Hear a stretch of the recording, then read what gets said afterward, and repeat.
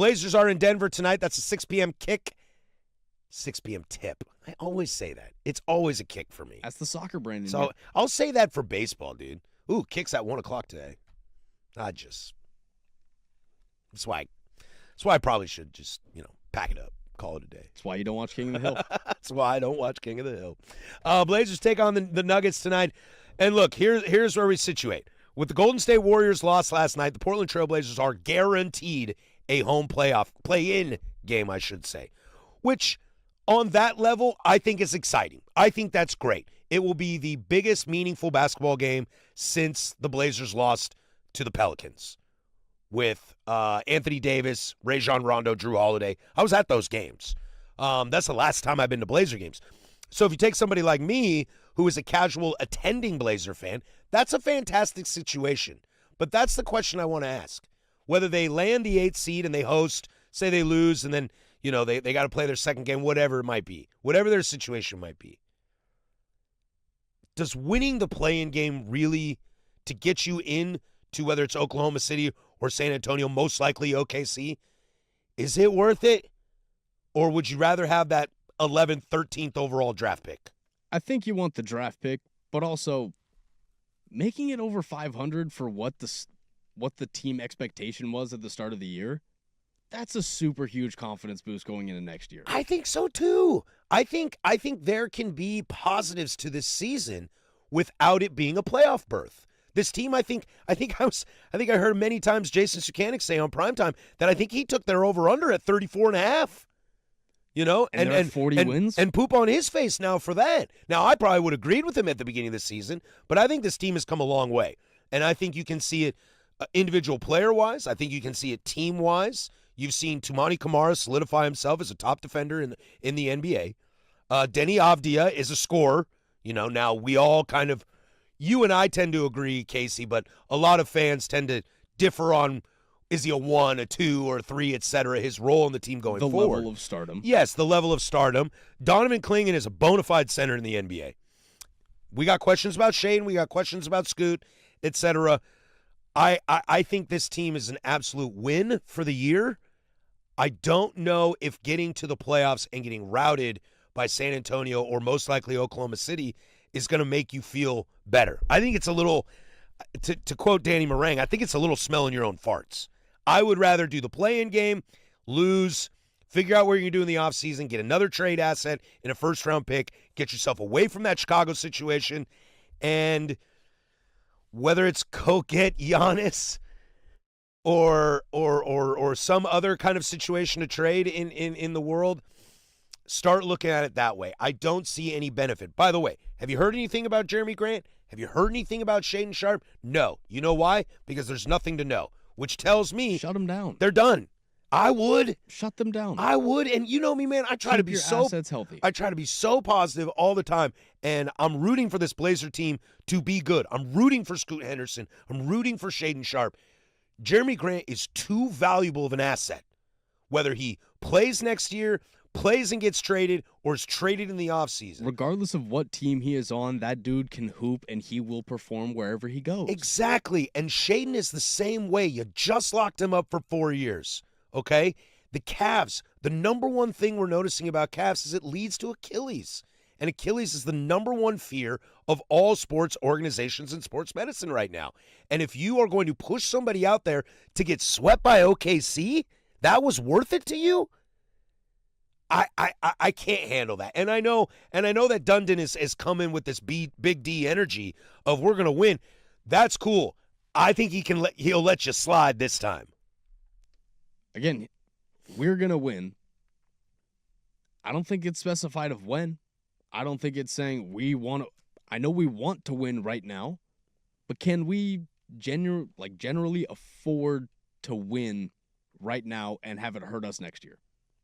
Exactly. I would rather have it build next year and us just go into the offseason with a lot of momentum and being a team to be very scary to go up against.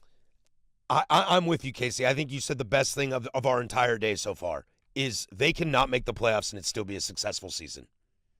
And this concept of getting playoff experience, is it really experience of getting blown out 4 games in a row?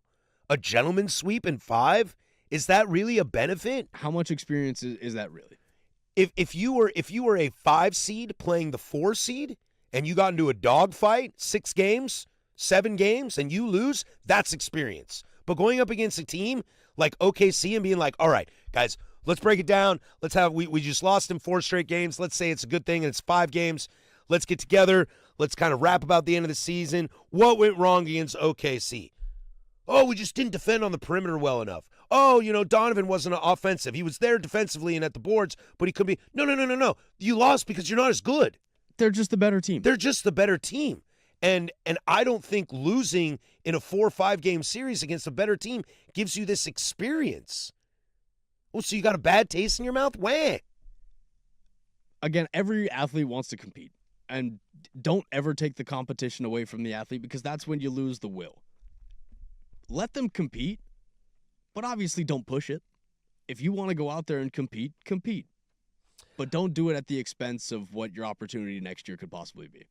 Eric saying on the YouTube, the only non-benefit is that there are never any upsets in the NBA playoffs since Denver over Seattle. NBA playoffs are so predictable these days. I remember when the Golden State Warriors beat the Mavericks, and it was like, whoa, that was an 8-1. But he's right. Like, nobody wins these. I don't know what you're gaining. Now, if you're a team like, no, I don't want to say that because that'd be counterintuitive. I think if you're a team ascending, like we saw the Magic and the Pistons last year, kind of like this. When they got out of the playoffs, we kind of looked and were like, ooh, there's some real development there. There's some real potential superstars there. Paolo's got to take a step. Cade's got to take a step, and then they could really be something. Guess what? Cade took a step. Cade took the step. And Paolo did not. And where are those two franchises right now? You can see that. I don't think the Blazers are in a situation where they see that yet. I don't think we've seen enough from Shaedon and Scoot to say they're ready to take that step. Donovan took a huge step this year, and that's why I'm obsessed with him right now, because the step he made from last year this year is insurmountable. If you think he's going to do that again next year, then you're looking at a top 5 player in the NBA, and I don't think that's where his future is. I think his future is being a less defensive, more offensive Rudy Gobert, kind of more middle ground than Rudy, who's very one-sided. I don't understand the thought of it's let's all feel good. It's kumbaya. If Donovan can minimize those under 10-point games where he's just not feeling it, doesn't look great, and again, just the numbers don't show as well, he's going to be a bona fide star. Mm. If you can say right now that you're going to have Donovan's a star, Tumani's top 5 perimeter defender in the league, Damian Lillard is going to be back. Mm-hmm. Now you have Denny Avdija running away with things. What else do you need? You have 4 players right there of your starting 5 that you can dominate with. And that's scary to look at. And if you bring back Drew and Jeremy, those are vets. If Shaedon takes the step, look, I'm probably out on Scoot personally. And I think this texter is saying kind of a lot of what you're saying. Sounds like Dundon wants to be a win-now team. We don't need a star. We need a team with good chemistry who can actually put the ball in hoop and play defense on the perimeter. We don't need a dude on the sideline. We need a staff of individuals who buy in on chemistry and defense. I think players want unity over stardom. Unity could what make Portland a desirable place to play. And I think Dundon said that in his press conference about how these are good guys. Like, we get very lucky that there's no Zion, Ja. We'll talk tomorrow about Giannis and Embiid. Like, what's going on in Philly and Milwaukee right now? Oh, my God, I would rather be the Kings and just suck than go through what they're going on right now. Because that is, we have a star and we are cheeks. Because that's when a star can get you sometimes. You can be really awesome and then, feel you're really awesome because you've got a great star, but then absolutely be nothing. Because what are the Bucks right now? What are the Bucks? Not great. Not great.